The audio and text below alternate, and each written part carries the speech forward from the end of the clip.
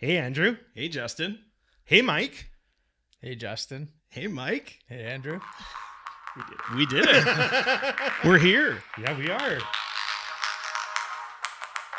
Welcome to the AudPod, where we're talking Kitchener-Rangers hockey with the OudBalls themselves, Andrew and Justin. Take it away, fellas.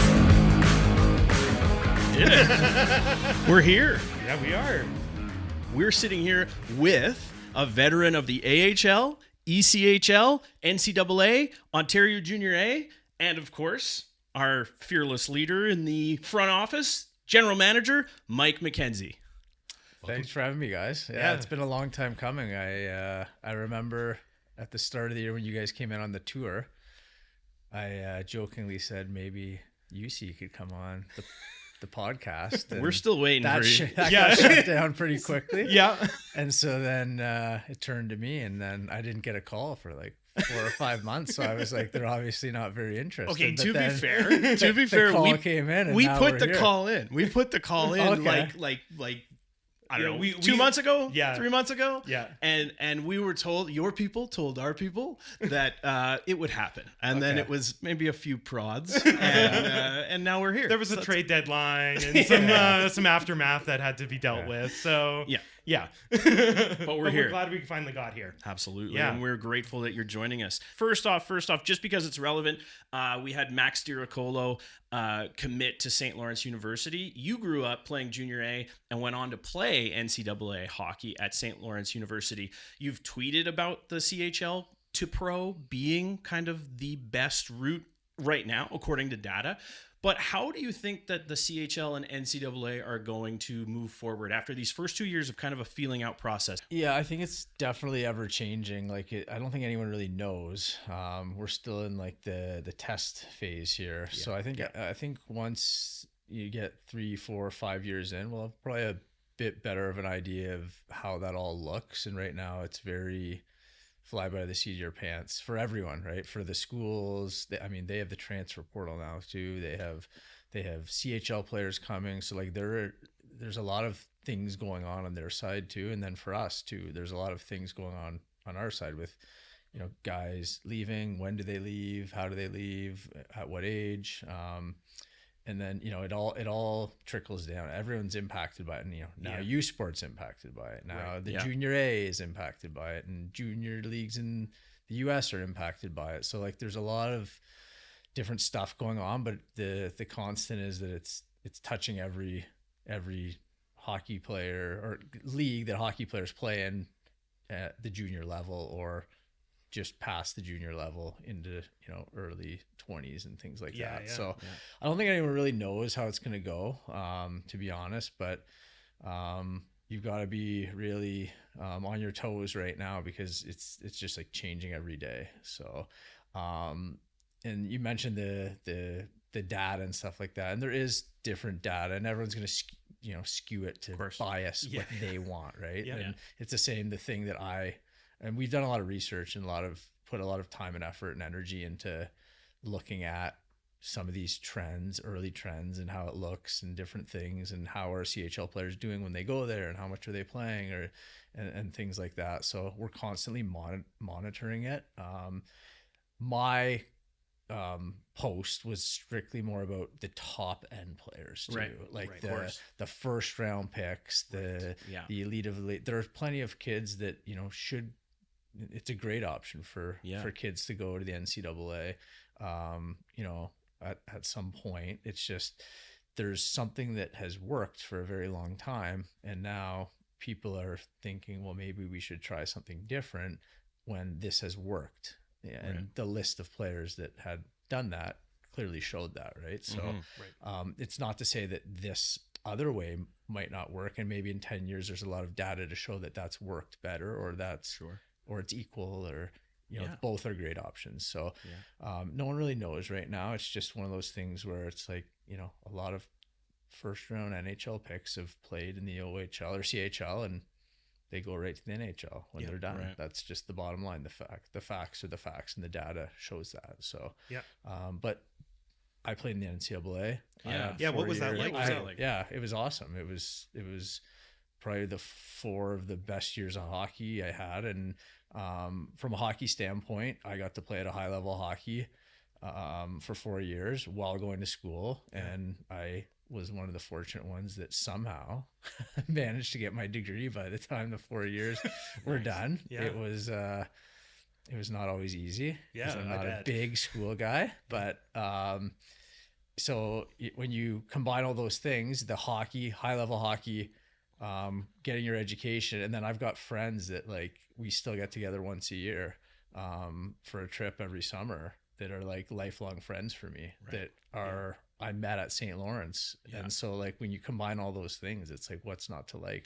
All right, well, let's take it back a little bit further. Of course, many people know you grew up chasing your dad around rinks all over.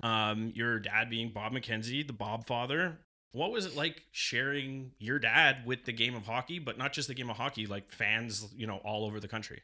Yeah, 90% of the time it was amazing. Yeah. And the 90% I'm talking about is, getting to go to games with him and going to World Juniors. I think I've been to like 9 World Juniors. Oh, wow. He used to take me every Christmas to most of them, going to Memorial Cup, Stanley Cup final games. So like all of that was amazing. And you're getting a behind the scenes look and you're meeting people. Of course. And looking back on it now, it kind of shapes like, your life. And now I'm involved in hockey, and I spent tons of time around hockey people and getting to see things and tournaments and stuff like that. So it kind of shapes who you are. And so that part of it was amazing. The access to that type of thing is something that not every kid gets. So I was really fortunate that way. The 10% I'm talking about that wasn't good is anywhere you go, especially in like hockey rinks, it's like, you're just like, he's always getting stopped to get pictures taken of him. And like, it's just like a minor annoyance. And even my daughter now goes to the games with him every Friday night. And she's like just old enough now. She's 8. She's starting to realize like what he did. But they didn't really see him that much. My kids didn't see him that much on TV because he's retired now. So, but even she was like, why is everyone always taking pictures of Grandpa? Like, I don't get it. What's going on? Now she's starting to figure out like why and stuff. You just want a hot dog. Yeah, exactly. Just give me my popcorn and slushy and stop, leave my grandpa alone.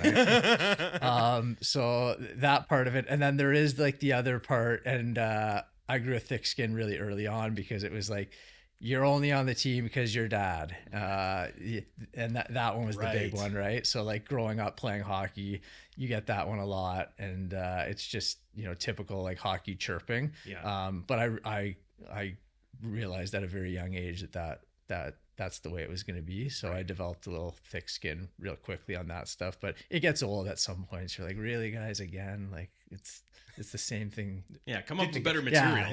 Did you have a comeback? Did you have a go-to comeback? I had some, but they're probably not great for okay, fair enough. Don't worry. A family podcast. Dad won't be scouting you. Yeah. And how much influence does he have on your scouting for when you're drafting? He thinks he has a lot. He thinks he has a lot. He calls me every day and texts me, and he calls himself the senior advisor. So now that he's retired, he has way too much time on his hands, and so he follows along pretty closely. But all kidding aside, we talk a lot about hockey and talk a lot about our team and stuff, and he's always a really good sounding board, and he's got great connections too. Like it's nice to be able to pick up the phone and say, hey, my dad, passed along your number. You have an instant as opposed to just picking up and cold calling someone that you need to ask a question or need a favor from type thing. So well, now you can be the go-between for your dad to us. Okay. So so if he ever needs to get a hold of us. Oh, I'm still waiting for my phone call for the 50-50 draw. You're like the I went to my son's hockey on Saturday morning at Activa Arena, and I had like 10 people come up to me being like, I'm waiting for your dad's phone call today. So, see, get better material. We don't want to make this about your dad, but I have one more between you and your dad question. So we have an insider that said that TSN insider Bob McKenzie is like the consummate professional, but there's a contrast between him and Bobby Margarita. So we're wondering, we see a lot of GM Mike McKenzie, GM of the Kitchener Rangers Mike McKenzie. Is there a Mikey Margarita? It's somewhere buried deep in there. And like I said, my university friends and I get together once a year. Maybe they know. Yeah, they know it, but not many other people. Okay, not quite as open. No. So GMing obviously is an incredibly tough job, a time-consuming job. But you were a coach before. Is GMing the more natural fit? And if so, like, how much influence do you have on like the team and the staff and like a day-to-day? Or are you like kind of more of like a in the shadows, hands off? Yeah, I like to be in the shadows and hands off, and I'm fortunate now with the staff we have that I'm able to do that. And those guys have my trust, and I'm not a micromanager. At least I don't think I am. Most people that are micromanagers say I'm not a micromanager, but they know what they're doing. They've been in the league now. Well, Jeff's been in the league for 10 plus years. UC has been in hockey for a long time, but he's been in the league now too, so he understands it. And Brad's been in every CHL league, and Jordan's been here a while, and Brandon's been here the longest out of anyone, and stuff. And Mike Zolt, our assistant GM, has been here for a bunch of years now. So it's become a lot easier now when you're not like onboarding people and they've been here and they know the lay of the land and they understand the organization and the league. It's very simple to just let them, and they're all really good at what they do. So they make my job easier that way. So that's the nice part now. And in terms of the coaching, it was fun, and there were some fun moments and good moments in there, for sure.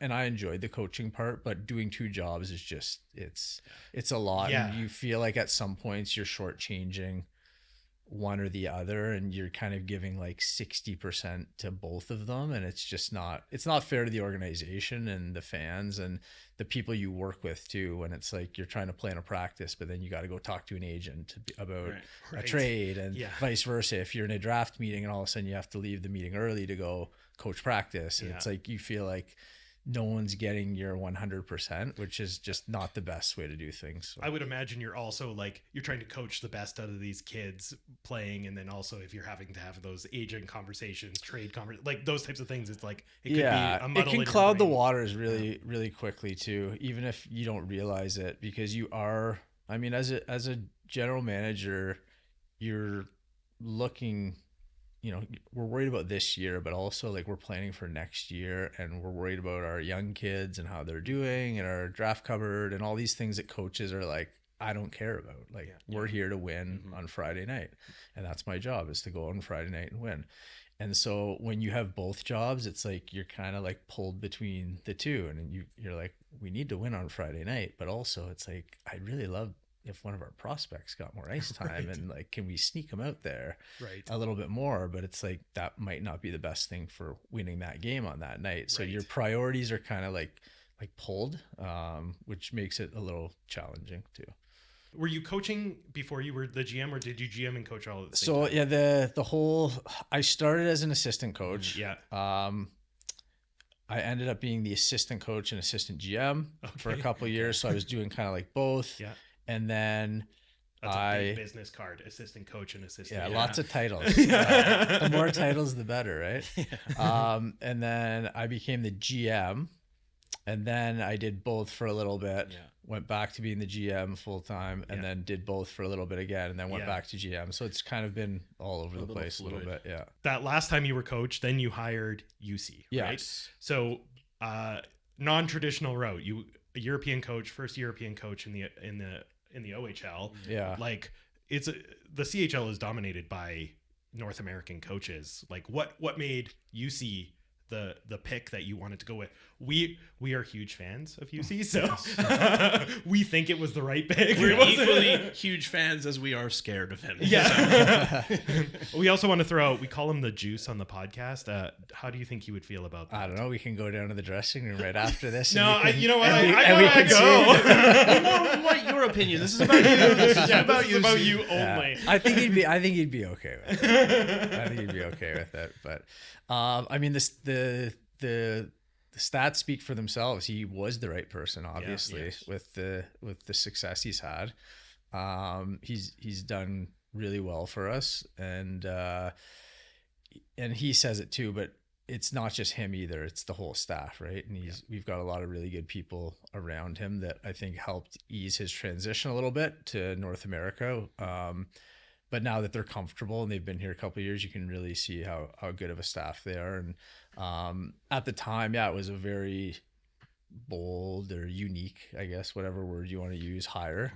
To see, a European come to the OHL, it just doesn't really happen, or CHL for that matter. So we got a lot of mixed reviews, I'll be honest with you. There were lots of people. It was actually a little bit of a sociology test on how everyone can feel differently about the same thing. Right. And we got a lot of this is amazing, outside the box thinking. You guys are creative, and why hasn't someone done this sooner? And look at his resume. He's got World Juniors, he's coached pro, he's got a gold medal. This is an amazing hire, and it's a no-brainer, and you guys are awesome. And I'm like, yeah, that's great. And then you've got a whole whack of other people that are overthought it.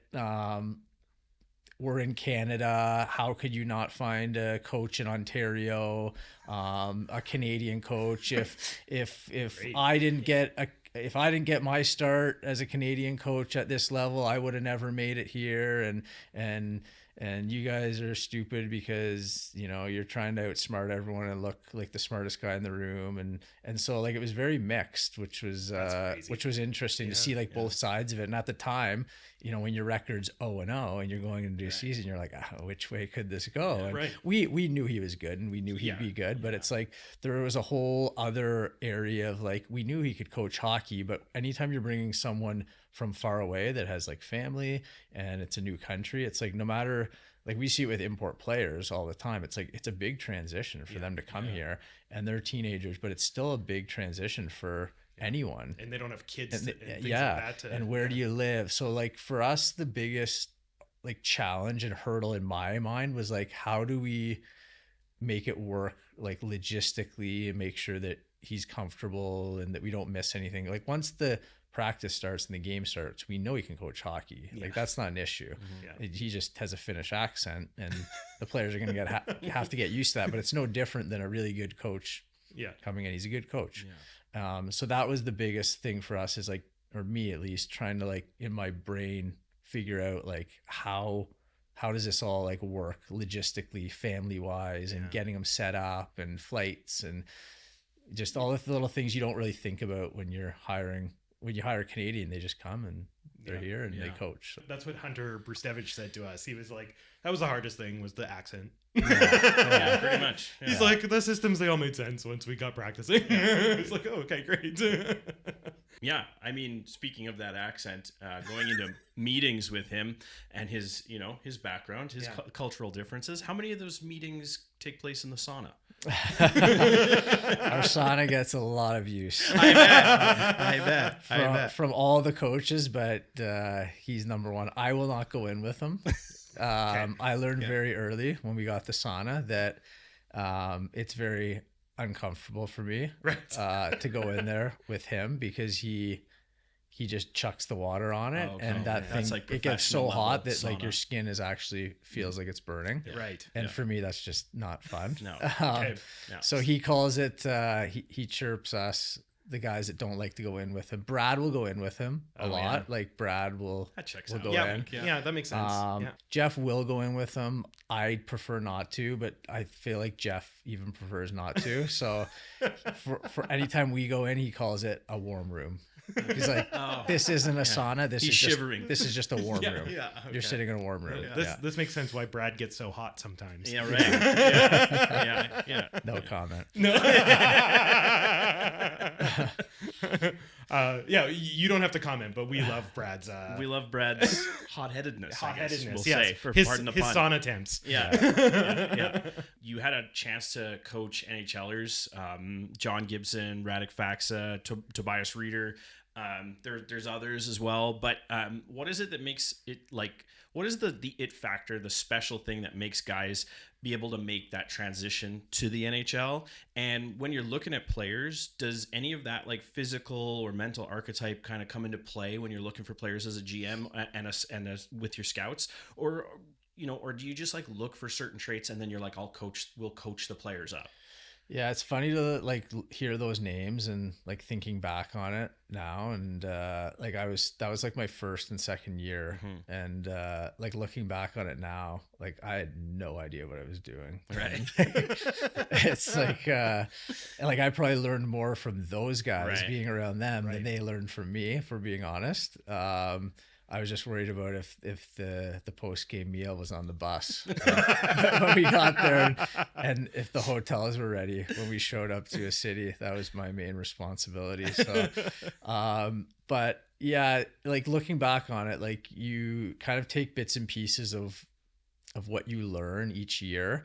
And again, it's like looking back on it, you're like, you think you know everything, like in the moment, like even 3 or 4 years ago or 2 years ago, it's like you're doing the job and you're like doing pretty well, and you're like, yeah, I know, like I've got this figured out, and like I know how to scout and draft and trade. And then like you'll have like a moment where you're like, ooh, like that was a mistake, or like, why did I draft that player? Like I thought this was going to turn out better, it didn't. Like, what did I miss here? And so you take all these things, or you see which guys come in and do well, and you're like, well, like we drafted him in this spot, but like he should have probably been a higher pick because he's doing really well now. Like, why was I not as high on him, at the time, and what did we miss? So it's one of those things where it's like constantly you're learning and growing. And even now you're like, yeah, I've got it figured out. And I'm sure in 2 years from now, I'll be like, that was stupid. Like, why did you do that? And you'll learn from it. But there's definitely an element of like, the longer you're in the league and the more time goes on, you start like honing in on more things and understanding like what makes a successful player and like what we're looking for.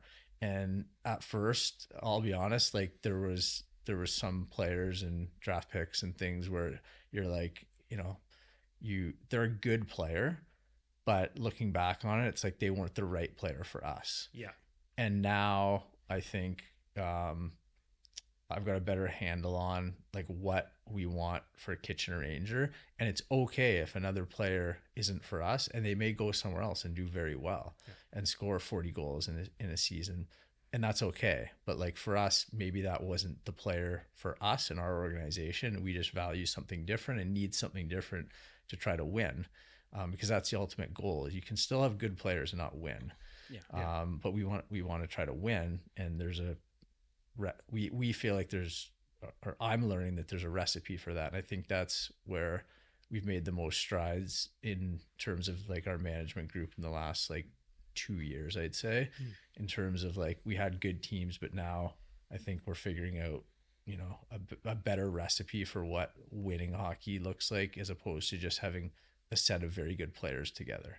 When you're talking about like a recipe and things like that, there's an identity in the Kitchener Rangers that like predates you as GM, like predates like the coaching staff. Like there's sort of this style of hockey that kind of like becomes the team that's bigger than the individual players or individual people. Like how does that sort of inform in does that organizational culture permeate anything in your decision making? Like, is it you obviously you start as an assistant, you're learning and you're around these different staff members and whatever, and what it is to be a Kitchener Ranger, and then you are now kind of at the helm. Has that shaped decision making and player personnel? Yeah, I don't know if it shaped decision making or player personnel, but I think it's more of a mentality and a humility when I look at that. And it's something we have talked about with our players, and it's, the Kitchener Rangers have been here for a long time and they've been successful, and we're just passing through, and we're a small chunk, myself included.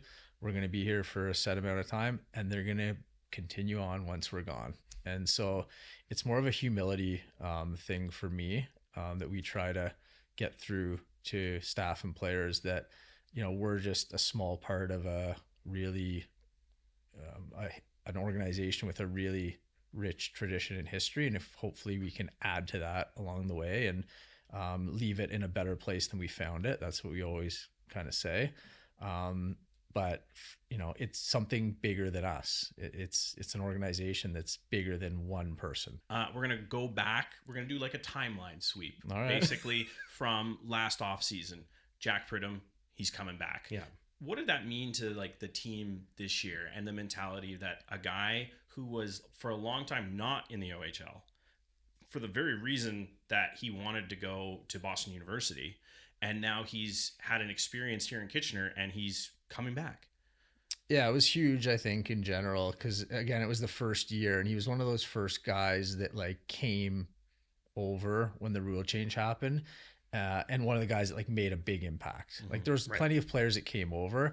Some made bigger impacts than others, but like he might have had the biggest in that first year in terms of like a guy that new rule happens, I'm changing courses, boom. And then he comes here and does really well. And we wanted him to come back, and we were really happy when he did. And obviously this year he's been a big part of our success, like the amount of goals and offense he creates. So that was a big one to get before the season, to know we have a legit top line winger right there ready for us. Yeah. One player's coming in, a player has to leave, of course. Jackson Parsons, he ages out. So you're left with a hole in net, essentially, right? And all the talk all around Kitchener and all, on the internet was that, like, how can this team compete without a goaltender? You bring in Christian Kirsch. Tell me a little bit about that process of how you find Kirsch and you're like, you know what, this is the move to make. Yeah. Well, I had to sit down with the coaches at the start of the year. I remember in our first meeting at the start of the year, there was like one little slot where I was like, I need to like be like reset their expectations of what goaltending usually looks like, because we were very spoiled with Jackson. And I think you just get used to something and you're like, of course our goalie is going to have a 930 save percentage and get think that way too. Shutouts every weekend, and like just like he's going to be good all the time. And so I remember saying to them, guys, like, I know we had it pretty good last year, but like that's like one of the greatest goaltending performances in like Ranger history in a year. So like, would we like that again? Sure. Could it happen? Maybe. But it's like, odds are that like it's not going to be at that level. Yeah. We wanted an older player. Like we knew we would have a pretty solid team. So Jason's a great, he had a great 16-year-old year. He's showing now he's a great 17-year-old. But the reality is in our league that you don't win or go far typically with, 16 or 17-year-old goalies. You usually have a 19 or 20, 18s are even rare too sometimes. But so we wanted someone older that just had a little bit more experience, I guess.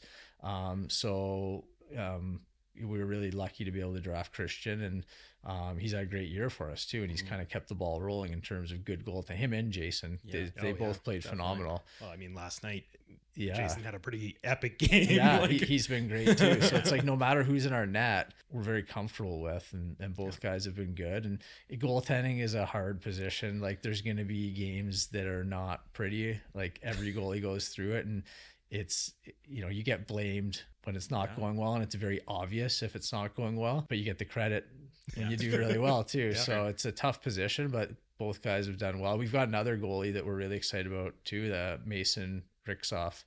He's a 16-year-old American kid. I saw him a little bit. He came up. He came up for a little bit, but I know Jordan, our goalie coach, is really excited about him as well. So we've got a good crop of guys there. You obviously also have a good goaltending coach. Like, do you want to talk a little bit about him? Yeah, he's a big part of what we do. Probably doesn't get enough credit. We've had really good goaltending coaches since I've been here. And one of my good friends that I went to school with actually at St. Lawrence, I actually played with him for 2 years at St. Mike's in junior A hockey. Oh, wow. And then we went to St. Lawrence together and spent 4 years there together. Kane TC is his name, and he was our goalie coach before Jordan was here, and he was really good, and he got hired by the Pittsburgh Penguins, and he's with their AHL team now. And Jordan actually played here, and I was one of the coaches when Jordan played here, and we often joke about his time here because it wasn't always pretty. Right. Yeah. Okay. And he can. I was on Hockey GB. I saw it. I was going to mention it. But. He can acknowledge that. So we have some laughs about that. I'll just say he's a much better goalie coach than he was an actual goalie in the league. But he was working with Kane. And when the position became available, you know, anytime you lose someone really good, you're like, oh, how are we going to fill this? But what I've realized is that there's always good people out there. You just got to find them. And change is hard because it's like you have someone, you want them to stay, but that's just the way junior hockey works. You're going to have to keep finding new people. And so he was working with Kane, and Kane said that you should interview him. He's really good. He's young and he's just kind of starting, but you know, I've taught him a bunch of stuff already, and he's a hard worker, and I think he's going to be really good. So we gave him a shot, and he's been really, really good. He's here every day, which I think is a huge benefit to our goaltenders. It's not like a drop in once a week, twice a week type thing, and or you know, text after, call after games. It's like he's there every day. So it's like, is that a little bit more common in the league? It's not as common, no, which is you know, a huge benefit to us. And he has great relationships with the goalies. They really respect him. So he's and now he's getting experience too, right? Like, so it's one thing to know the game and understand the position, but now, like I said earlier, he's building on all these years and he's starting to learn different things and what works and what doesn't work, and he's really good at what he does. We're lucky to have him, and who knows, he might be gone before not too long either, because it's hard to find good goaltending coaches. So it's usually like anyone that's good at this level moves up. They go up. Yeah. And that's we talked about, you know, moving on, and you're just a part of it, and that's in the humility of it. So if you guys ever want to work for the team, start maybe looking into some goaltending. All right. I'm just gonna send an email to quit my regular job. Is this an interview? Are you interviewing us? Not yet, but you never know. Okay. Yeah. You did mention, you know, people moving on. We would be remiss to not talk about two players that left under different circumstances. You've had a lot of curveballs this season. Like we just as fans and observers, we kind of turned and looked at each other a few times, being like, man, it's hard to be the GM because like Adam Valentini and Oscar Hemming, completely different situations, but two players who never ended up playing for the Rangers. I'm not going to ask you necessarily to comment on those situations, because I know you've commented on those situations, but talk about what the curveballs have been like, where you have two incredibly prominent offensive players that are basically built into the core of what the team identity is going to be on offense, and then they're just never here. They just didn't play. Yeah, I mean, that's junior hockey in a nutshell, really. Yeah. Like when you really think about it, and not just guys like leaving. Yeah. It's different now because there's players coming and going more than there used to be. So that's just the reality now. But even with just like things like injuries, you know, suspensions and injuries, it's like you've got to be very like nimble in terms of how you operate, because there's just things that happen that are out of your control. No one ever feels bad for you. That's the funny thing is, right. and we've all been there, like other teams too. And it's like you're injured and you got like 4 guys injured, and then 2 guys get suspended, and you're missing like your top players, and you got guys at World Juniors, and it's like the team showing up on Friday night, they do not care. Right. And it's the same thing when we go into a place and play teams and they're banged up, or they're like at the end of a 3-3 and they're tired, and we're like, yeah, whatever. Like, we don't care. We don't feel bad for them. So that, I think once you realize like no one's showing sympathy to you and no one really cares except us, that you just do your best. It would have been nice to have those 2 guys for sure. They're both really good players, but that's just the way it goes. And you gotta, you know, tough break, move on. Yeah. Like, I mean, you kind of have to be liquid, right? Like, yeah. We also didn't want to ask you about Oscar Hemming because we pissed off Finland earlier this year. Did. The whole country. We got a lot of hate watches from Finland. We had some choice words about the club that wouldn't let him play. As long as the views go up. Exactly. The numbers go up. No, all press is good press. Are you sure you're not in marketing? Okay, the third curveball you got thrown this season, the Memorial Cup. The talk of the town was that it has to go to Kitchener. Yeah. It doesn't. It goes to Guelph. Congratulations, Guelph. We're still not happy about it. Nope. Get a better parking lot. Yeah, parking situation. That's all we're saying. Obviously, the direction of the team had to change at that moment. How did you deal with that? And if I can just interject, I will say in the community, a lot of it was 2027 it was Yeah, all spoken to us. We're coming in, we're listening to the voice of the fans. Everything was, this is built for 2027. And then obviously it's, you know, the Memorial Cup is kind of a bust. So you kind of have to pivot, or was it always just like, if this team is good, we're going all in? No, we were building for 2027, and this season would have looked a lot different if we had got the Memorial Cup. There's no bones about it. Curveball, yes. Surprised, yes. Disappointed, yes. Angry at times, yes. But it's one of those things where it's like it happened and you move on from it. Yeah. And so I think the nice part for us is that we didn't count our chickens before they hatched. Did we feel like we had a really good opportunity to be the host and win it? Absolutely we did. We thought we had all the boxes checked, and we thought our hockey club was in a really good spot when you measured up. But at the end of the day, there's 5 people that vote, and they voted for Guelph. So it's like, you know, it is what it is, and you got to move on from it. So we were fortunate that we didn't start doing things prematurely to think like, well, let's just like continue on this path towards 2027 and start doing these things before we for sure know what's going on. Because we could have, I mean, if we were very arrogant and cocky about it, we could have said, you know what, we're trading this guy in October because we can get this big return and all these draft picks because we're going to host next year. And then all of a sudden 2 months later, they're like, no, you're not hosting. And you've traded like one of your best players, and you're like, ooh, like we should have waited. So we did wait to find out what was going on. And then from that point on, obviously things changed, and we made the decision that, and listen, we still think we can be good next year too. But it's just the hosting thing changes the landscape of like what you need. And you want to, if you're hosting, it's a very big deal for the community, and you want to make sure, and I felt a responsibility to make sure if we were hosting that we had to go, I won't say it, something to the wall. I don't know if you can say stuff on here, but to the wall in terms of all in on like making our team the best team we possibly could.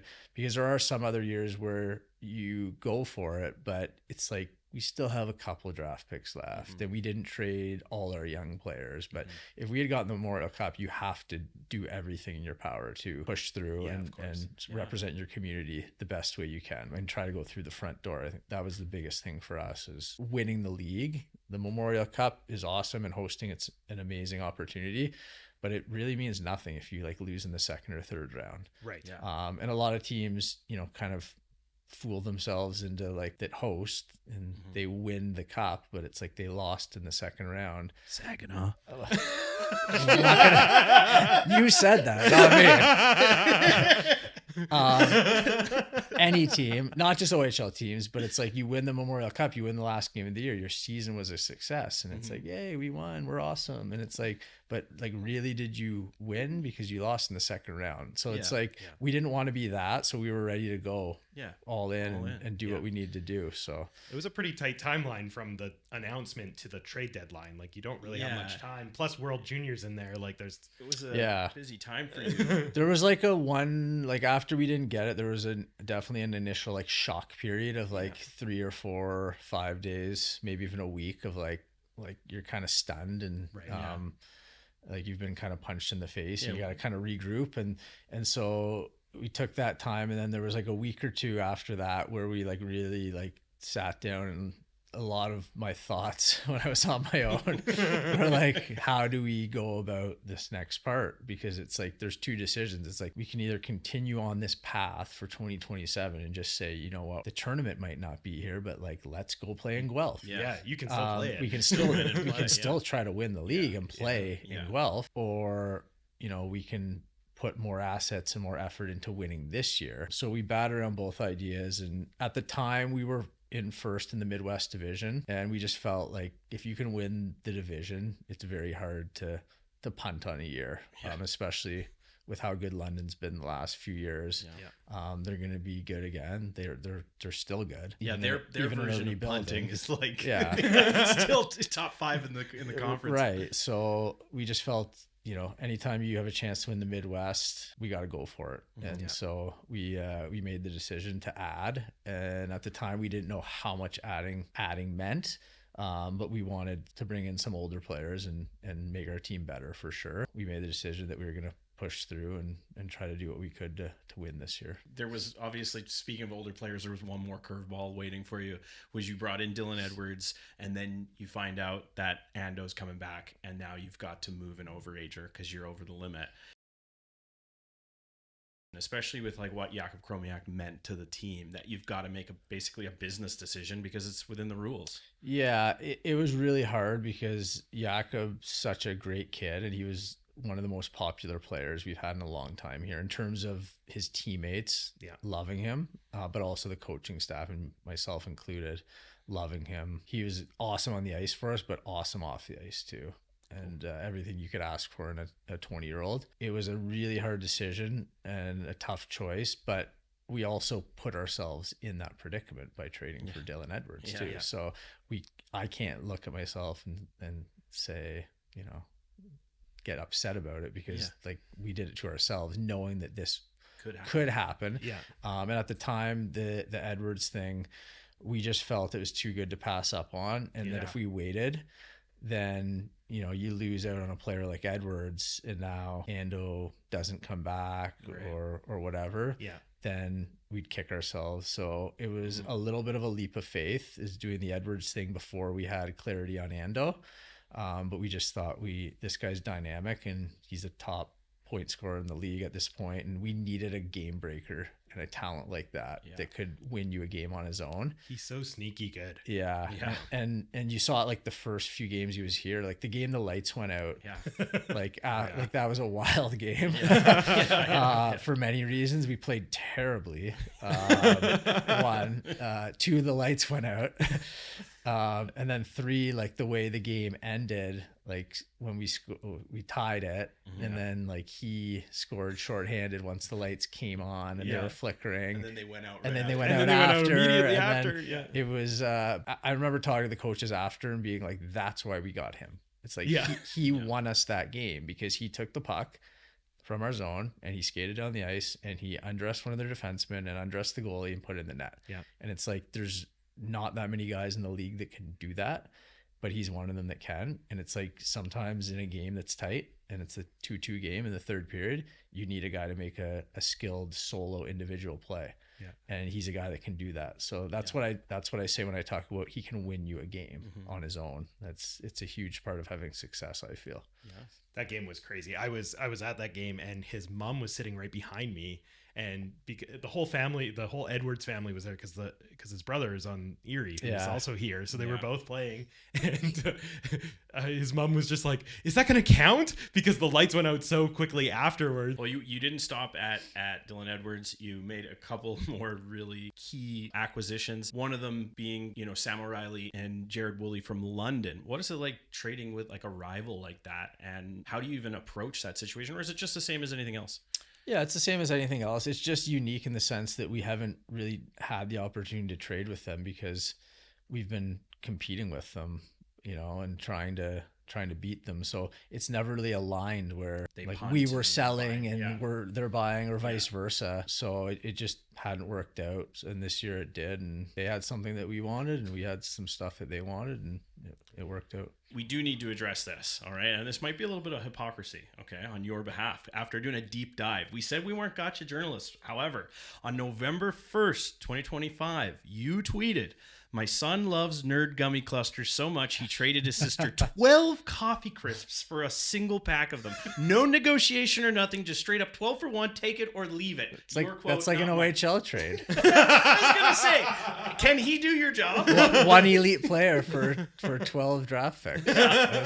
Was that an indictment on his trading ability, or was that just like he knew what he wanted? He wants his Nerd Gummy Clusters, and he doesn't like was it Kit Kats? It was coffee crisps. Coffee crisps. Yep. He doesn't like the coffee crisps. Hey, so there you go. She likes the coffee crisp. She got a whole boatload of coffee crisps. There you go. Good for her. Yeah, so it's a win-win. She's ready to trade in a couple of years when she wants those nerd clusters. Perhaps ready. Another generation of hockey minds coming. There is some symbolism there. Maybe it's like if you want something, go get it for whatever. Pay the price. Figure the cost. Pay the price. Yeah. We have one final question for you. Is there an OHL GM group chat? No. Oh. No. No. So how do you do a trade? Andrew's a Kitchener Ranger. I'm the hot prospect on another team. Yeah. How do you do the trade between? You got to trade me there. Yeah. As much as you do not want to. Yeah. You've heard I'm a diva in the room. Like there's some culture fit guys, but I just got a lot of skill. Someone has to want you. I'm a glue guy. That could be a problem. Everyone works a little bit differently. It's like anything, right? It's like some people like to get on the phone and talk and hash it out, and other people like to text back and forth. Okay. And some people will get back to you in 5 minutes, and other people take a day. And so it's like anything. You're dealing with people, and every person does things a little bit differently. So do you never double text? Try not to. It reeks of desperation. Puts you in a good spot. Yeah. So it just depends who you're dealing with, really. And I'm sure everyone has their style. I've made trades where it's like you get on the phone and you talk about it, and no text messages are exchanged at all, and it's all through words and then there's I think I made one trade this year where I didn't actually talk to them on the phone. Whoa. All text. Yeah. All text. Yeah. Fully dealt with. Okay. So, pull back the curtain a little bit. Just tell us, would you just cold send an offer, or do you hey, how's your morning? Yeah. Yeah. It depends on some guy. It just depends. Cause there are guys that want to banter back and forth and talk shop. And there's other guys that are just very direct and straight to the point. It's like, will this work? And no, okay. Yeah. There's something, but and there's guys that like to negotiate. So it's like, you're going to go back and forth. So everyone has their style. And I think that's part of the job, is understanding. I have a style too. I'm sure if you talk to the other guys, they'll say he likes to do this, or this is how he communicates, or whatever. Well, that's what I was going to ask. Do you just get the straight offer? Yeah. Like if somebody's trying to trade with you, are you getting the text being like, this player for this player, 3 picks? It depends, because I try to be a bit of a chameleon in that sense, try to do what they need to do and meet them on their level a little bit if possible. So it just depends, really. Yeah, it's very situational. Yeah. Well, we've taken more than enough of your time. Yeah. So thank you very much, Mike, for coming in and doing this interview with us. We really appreciate it. Yeah, no problem. Thanks for having me. Hope we didn't ask any too controversial questions. Don't get you in trouble with saying or anything. I'm public enemy number 1. Yeah. Andrew's public enemy number 1 in Guelph, too. Yeah. And London. It means you're doing something right. Finland. All of Finland. All of Finland. Well, that was a great interview. Wow. He gave us an hour of his time and just gave us all these detailed answers. It was an incredible interview. I can safely say that I did not expect that to be our interview, but I'm really happy it was. Yeah. I honestly, we didn't have one pucks in deep. Not that, Mike would be like that, but yeah, I just been a while since he played. Yeah, I just thought that maybe we would, not just get that sort of transparency and detail out of Mike. Yeah. And I think he had fun. I think he did too. Yeah. He didn't even really skirt any of our answers, even though he said he was probably going to. So yeah. Maybe he's just so good at skirting the answers that he actually we didn't notice the whole interview, and we just didn't even realize. Yeah. No, that was awesome. So this episode is not over yet. It's true. Because this is like the last episode of sort of the regular season for us. Next week is going to be us talking about playoffs, talking about our bets that we all got wrong, all that sort of stuff. That's going to be next week. So this week is sort of our last regular season episode. And you know what? All of you AudPodience members have come along with the ride with us, and we wanted to find a way to say sort of thank you to you and bring you into the AudPod.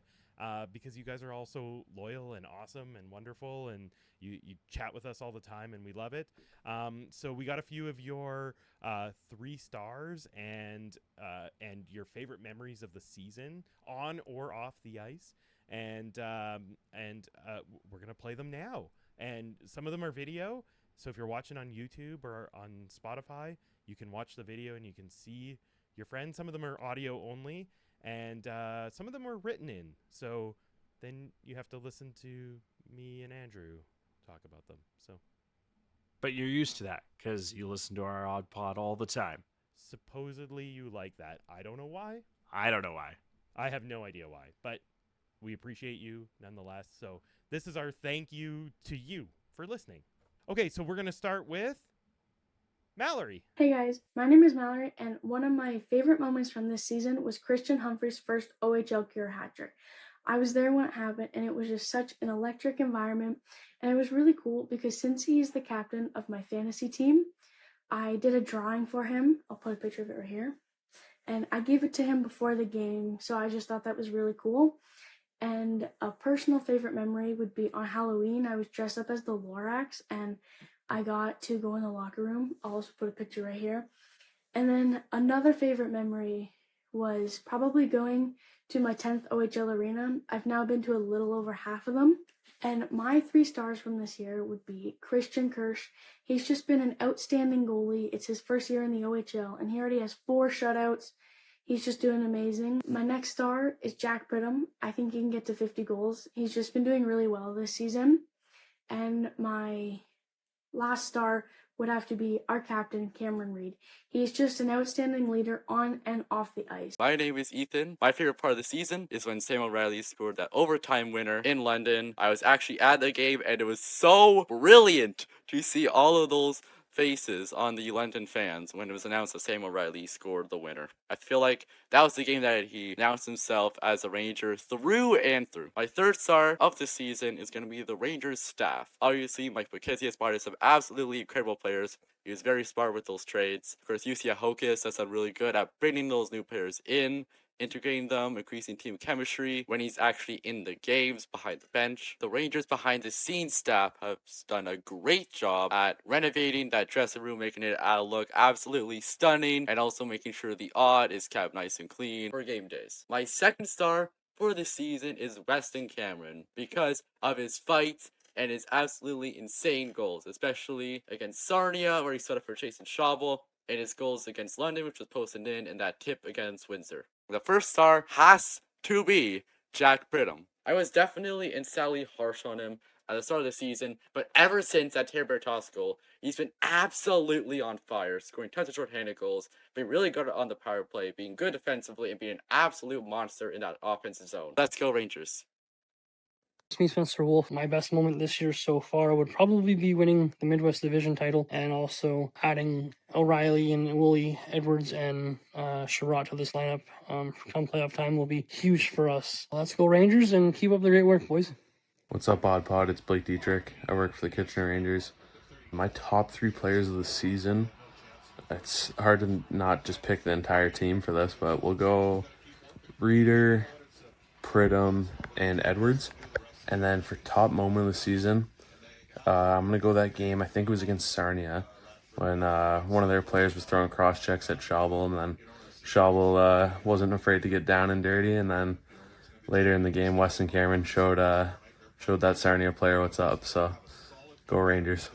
This next one's from Mark. My most improved player this year are Bilecki and Arquette.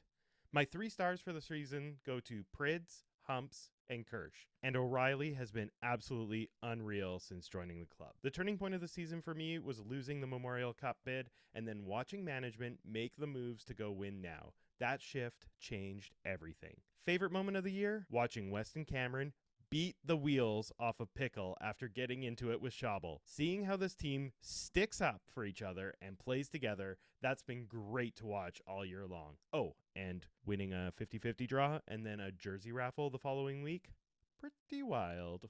Hi, AudPod. My name is Em Cunningham. I am an artist who runs a small business called Hush Puppy Designs. I also work at Civilian Screen Printing, where we design merch for the Kitchener Rangers. My 3 stars this season would, of course, be Pridham, Cam Reed, and I have to say Jason Schaubel. It's pretty sweet to have a backup goalie that when you put him in net, you don't have to worry about a thing because he's so good, and he's just been phenomenal this season. My favorite moment on the ice this year would be the recent game against the Steelheads. It was such a physical game, and I think that we're known to be such a skill-based team that we kind of don't get put in the category of being such a physical team. So watching the boys just hold it down and really step it up physically for like an entire period/period and a half was crazy. It was just electric in the Aud that game as well. And of course, the civilian screen printing t-shirt toss. Every time I'm at a game and get to see that and see all the fans getting excited for some of the designs we've made and printed ourselves, it's just such an honor and it's a really cool moment. Off the ice, I'm busy all year round, kind of coming up with new merch ideas for all the Ranger fans. As a lifelong Ranger fan myself, it's such an honor to get to design cool merch that I think the public will enjoy and kind of work with the trends in hockey culture, but also what I think Ranger fans want, and feature some of the players that fans are really into that year and just get to know the team in a different way by selling merch at the Authentic store. So it's been truly an honor to get to design cool merch for all of you guys. It's just been such a great season in so many different ways, and I'm totally ready for playoffs. So let's go Rangers. My name is Sean. My favorite on and off the ice moment from the Rangers, just getting to know some of the boys and their families. My daughter has had the honor over the last few years of getting to know a few of them, which has then led me to get to know a few of their parents. Some have moved on, but there is still a few on the team. Just watching those players grow, develop, and then becoming players that have clinched the Midwest, who are on the verge of potentially clinching the West and securing home ice advantage throughout the whole playoffs and hopefully going on a long playoff run. As for the 3 stars, my 3 stars have been pretty rock solid since the trade deadline. And I would say those 3 stars are Christian Kirsch, number 3. Since the trade deadline, there hasn't been too many that have been more solid in net than him. He's really solidified our position back there since the deadline and allowed the boys to play their style of game, which has allowed them more confidence and the ability to make a few mental mistakes because they know they got him back there to cover them, right? So Kershey gets 3. 1 and 2 are interchangeable, but 1 goes to the guy who's been here all season. So with that being said, number 2 goes to Sam O'Reilly. Since he came over from London, he's fit in pretty smoothly.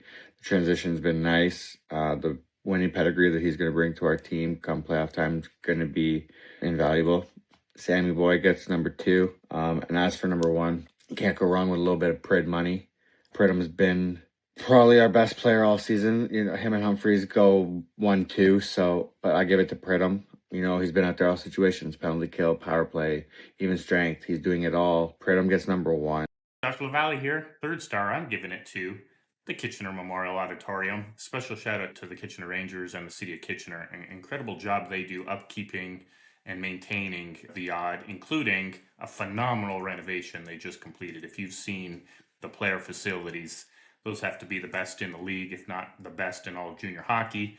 Some great fan improvements on the concessions. Can't wait to check out the restaurant. Hope that opens soon. Kudos to all involved in keeping the Cathedral of Junior Hockey at the top and in great shape. Star number 2, I'm going with the coaching staff. UC Ahokas head coach Jeff Kazakis, Brad Flynn, incredible staff. 3rd season in a row, 40-plus wins. Good chance, 2nd season in a row, 100 points or more. Amazing. Just what an incredible system. A wonderful leadership they have in the room. All the guys have bought in. You know, a rising tide lifts all ships. You can see that. Everyone knows their role. Everyone plays their role. It's amazing how they integrated the new players. It's just a lot of fun to watch. I'm sure like other fans, I just can't wait every time you go to the Aud because you know it's going to be a good game. And so star number 1, our trade deadline. That's a big kudos to GM Mike McKenzie and assistant GMs Michael and Jeff. Wow, did we ever get some great pickups. And they're superstars, but we didn't just add superstars randomly. We added superstars in every little corner that we needed. The physicality, the leadership, the net front presence. We were able to fill all those little needs that have lifted the whole team. Everyone's playing harder. I mean, the toughness and the physicality of the team is night and day from the beginning of the season.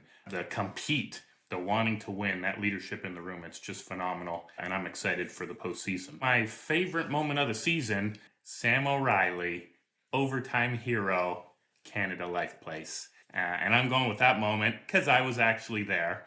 That was my first trip behind enemy lines to Canada Life Place. And I happened to be seated in, I think they call it like an executive area. It's just the area where all the businesses that have tickets and sponsors, that's where all their tickets are. So 99% of that section is all London Knights fans. I was with a buddy of mine, London Knight fam, and we were slightly offset to center towards the net that Sam O'Reilly came up our side, scored on. came around behind the net, and massive celebration right in front of our section. And I knew right then two things. One, Sam O'Reilly is a daggum stud. He's just a winner. He just competes to win. And I love having that in the locker room. And number two, I knew with the Rangers jersey on, that young man was going to give it 110% every single night, every single game. He just plays so hard, and to see his response to shooting that goal in front of his old fans, I just felt like that was the moment he became a Kitchener Ranger. So this one's coming from Nick. My favorite moment of the season was getting the Peanut Gallery and Wooly from London. What an addition. My 3 stars. 3rd star goes to Peanut, 2nd star to Dylan Edwards, and my 1st star is Jack Pridham. Pridham for obvious reasons. Short and sweet. Nick knows what's up. Hello, Andrew, and hello, Justin. It is Daniel here. Let's start off with star number 1. I got Sam O'Reilly. His compete level and his seriousness, he takes the game of hockey, really sets the tone for this Rangers team, and you can just tell whenever he's playing, this Rangers team just works that little bit extra hard. I knew he was going to be good. I had no idea he was going to be this good. Some of the chemistry he has built with the team already, like a Jack Pridham on the penalty kill. I have honestly never seen a penalty kill that good before from a Rangers team. It is quite special to watch and quite a special player to watch in Sam O'Reilly. My 2nd star is Dylan Edwards. And when I'm watching Dylan Edwards, it just seems like whenever the Rangers need a goal, it's Dylan Edwards. And I think in the playoffs, he's going to be Mr. Clutch. If you remember that 2023-24 series when he was on Erie versus the Rangers, whenever the Erie Otters needed a goal, it was Dylan Edwards, always coming up big for them. This playoff run for the Rangers, Dylan Edwards is just going to absolutely pop off. And my 3rd star is Christian Kirsch. And I know he's had a little bit of a up and down season, but lately has been phenomenal. But whenever there's a big game, like a London, Windsor, and Ottawa, and Sioux, like he has really been solid for us, and all games in the playoffs are important games, so I really think he's going to stand out. I know he's not the Jackson Parsons we're used to watching, but Christian Kirsch, you can't get much better in the OHL, in my opinion. And my favorite moment so far this season, a little bit of a weird one, it's Jared Woolley's first goal, and I forget what team it was against. I think it was Saginaw. Jared Woolley takes a penalty, gets a breakout pass. I think it was Romano, and, sends him on a breakaway. I know Woolley has some skill, but it's like, defenseman on a breakaway, Now, how many times does that turn out well? But he proved me wrong and did a couple moves, beat the goaltender. He pumps his fist in the air like some chaotic caveman. And from that moment on, I just knew this team and its new addition is going to be a problem for other teams to go up against. This submission's from Kayla. 3 stars of the season and favorite season memories. 3rd star. My 3rd star of the season would be the team as a whole. I believe this team this year has been a very tight, strong, and talented team who has always had each other's back, whether it's the players having the goalies back or the players having each other's backs. 2nd star. My 2nd star of the season is a group of specific players, which is our leadership group, which Cameron Reed, being a great captain who despite being young has been a very great captain and leading this team and never giving up on them no matter the score. Also, the players who wore an A this season have all proven why they wear an A on their jersey. All the players that have worn the A and the player that wore the C have such a strong connection with each other, and I love their little huddle at the end of every home game. It really shows you how close these boys get with each other. My 1st star of the season would be how the players are with JJ. When all the boys found out what JJ was going through, the response was very touching. Even when JJ isn't there, they are all willing to talk to her on the phone and ask her how she is doing and saying they wish she was there and they hope to see her soon. With me getting so close to JJ this season, this really touched me and makes me smile with how much heart they show their fans. My favorite off-ice memory this season would be all the away game road trips with my friends that I have taken, the memories I have made, and the stronger friendships that I have made. The fact that the Rangers are what brought us all together, I am forever grateful. My favorite on-ice memory would be against Brampton when everyone started to stick up for each other. Even though there was a lot of missed calls, I loved how they stood up for each other to prove how close these boys are. Thanks, Kayla. This next one is from Marissa. My 3 stars. 3rd star, Dylan Edwards. Second star, Christian Humphreys. And my first star is Jack Pridham. My favorite moment of the season was bringing a couple of friends to a Wednesday night game against the Sarnia Sting. We were absolutely dominating. Goals all night. But one moment stood out above everything else. Sarnia's Ben Pickle decided to mess with our goalie, Jason Schabel, got in his way, and then started throwing punches. Instead of the team sitting back and letting it happen, Weston Cameron called him out, set up a fight, and showed him exactly who not to mess with. Cameron won, obviously, and sent a clear message. You do not touch our goaltender. That's my favorite part. The boys stuck up for each other no matter what. I've never been more proud of this team, and I cannot wait for the playoffs. I am so excited. Thanks, Marissa. Okay, this one's coming in from Jennifer.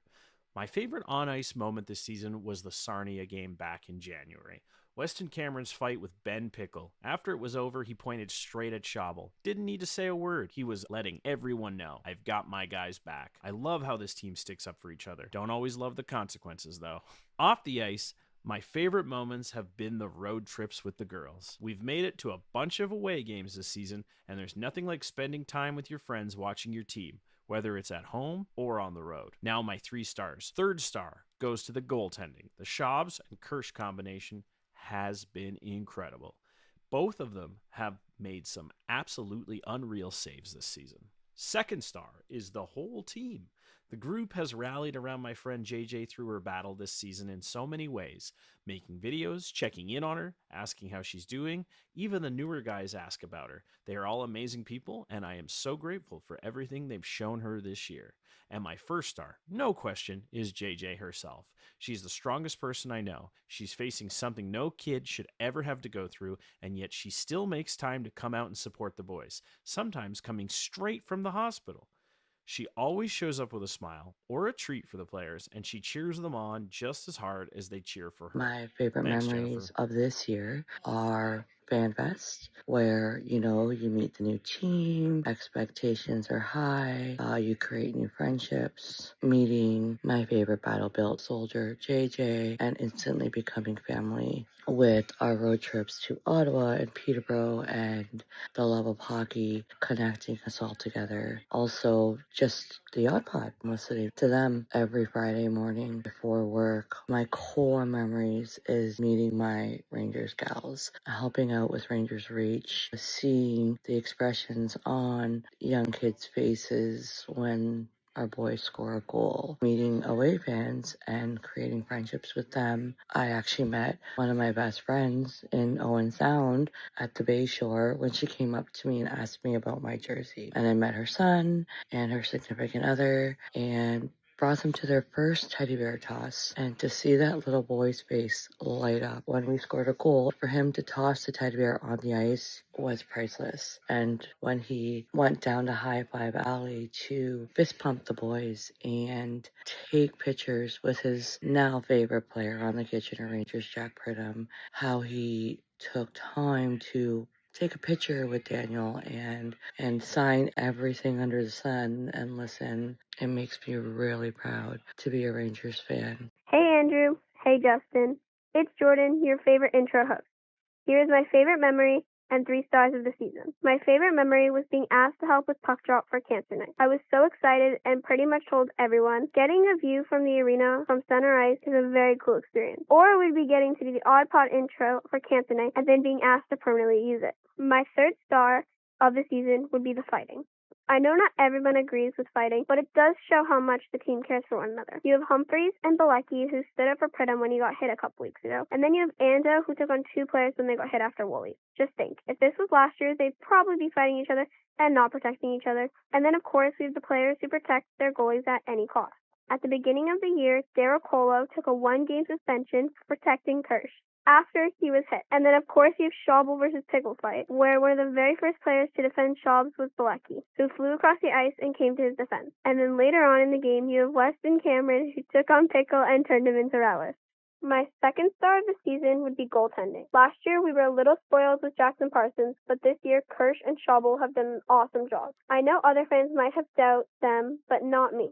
I've always believed in our goalies. Never once did I think we were in trouble. One of my favorite things to watch is Kirsch and Schabel's friendship and interactions. Their goalie hug celebration at the end of the game always brings a smile on my face. My first star of the season is the love and support from the Rangers. Shout out to the Cambridge Redhawks and the hockey community as well. Since the moment I spread my news, the Rangers have stepped up without really knowing who I was. They just knew I was a fan. It started with some encouraging messages on Instagram. Then it was followed by a very warm welcoming to a preseason game with a group photo. And since then, it's moved on to every game at least one or more players and their family asking me how I'm doing or how treatment is, which is very nice. And when I'm not there, I have some great friends who will video call me, and I get to see and talk to the players who usually hope I'm feeling better. I also love walking around and being stopped by staff at the Aud that love checking in on me. I don't know what I would do without the hockey community, as it keeps me positive and happy knowing I have the support from the Rangers. And thanks, JJ. Getting a lot of stars here. Yeah, JJ racking them up. Yeah. Cool. All right.